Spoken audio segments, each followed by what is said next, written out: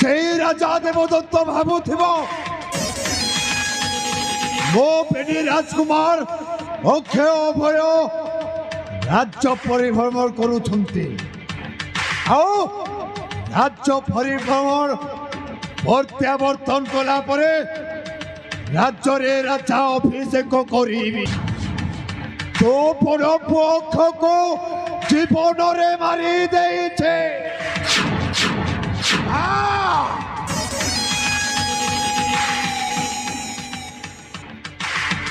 ଆଉ ଠିକ ସମୟ ସେଇ ସମୟରେ ମୋ ଧର୍ମ ପିତା ମୋତେ ଖୋଜୁଥିଲେ ସେ ଯଦି ମୋତେ ଦେଖିଛନ୍ତି ଅକ୍ଷୟକୁ ମାରିବା ସମୟରେ ହେଲେ ମୁଁ ଘରକୁ ଗଲେ ଏଇ କଥା ଯଦି ମୋ ଧର୍ମ ପିତା ମୋତେ ପଚାରିବେ ହେଲେ କି ଉତ୍ତର ଦେବି ମୁଁ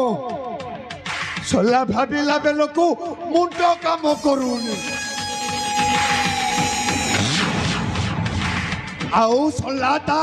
ସାନ ଭାଇଟା ଆଉ ତା ସଲା ସାନ ଭାଇ ଅଭୟଟା କୁଆଡ଼େ ଚାଲିଗଲା ସେଇ ସଲାକୁ ମୁଁ ଏତେ ଖୋଜିଲି କୋଉଠି ପାଇଲି ନାହିଁ ସଲାକୁ ଯଦି ପାଇଥାନ୍ତେ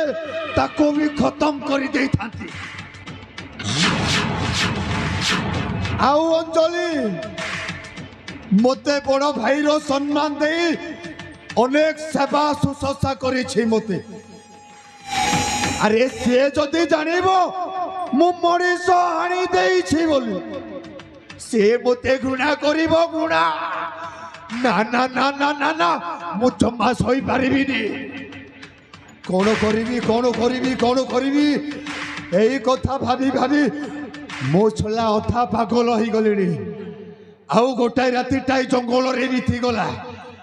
ଚାକ୍ଷୀ କୋଉଠି ଅଛୁ ଚାକ୍ଷୀ ମଧ୍ୟ ତାର ଗୋଟେ ସେପଟେ ବୁଲିବାର ଏଯାଏ ତାର ଅଭ୍ୟାସ ଯାଇନି ଆଜି ଦିନ ଠାରୁ ମୁଁ ଘରକୁ ଜମା ଯିବି ନାହିଁ ମାଳିକ ଗଡ଼କୁ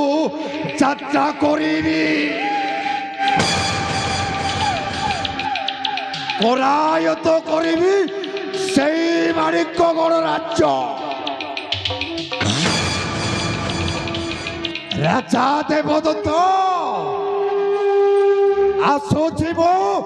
ପ୍ରତିଶୋଧ ନେବା ପାଇଁ ଆସୁଛେ ମହାରାଣୀ ପ୍ରମୋଦିନୀ ରାଜପ୍ରସାଦରେ ପ୍ରଜାମାନଙ୍କ ସାମ୍ନାରେ ଚୂନ କାଲି ବୋଲି ଚାବଡ଼ାଟେ ମାରିଥିଲ ତାହାରି ପ୍ରତିଶୋଧ ଗୋଟି ଗୋଟି କରି ନେବି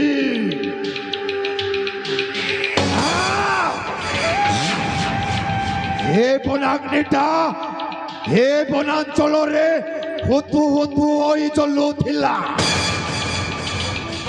ଏଥର ମାଳିକ ରାଜ୍ୟରେ ଦାଉ ହେଇ ଚଲିବ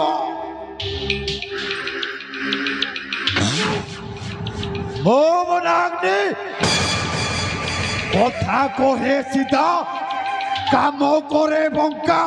বিদ্যা না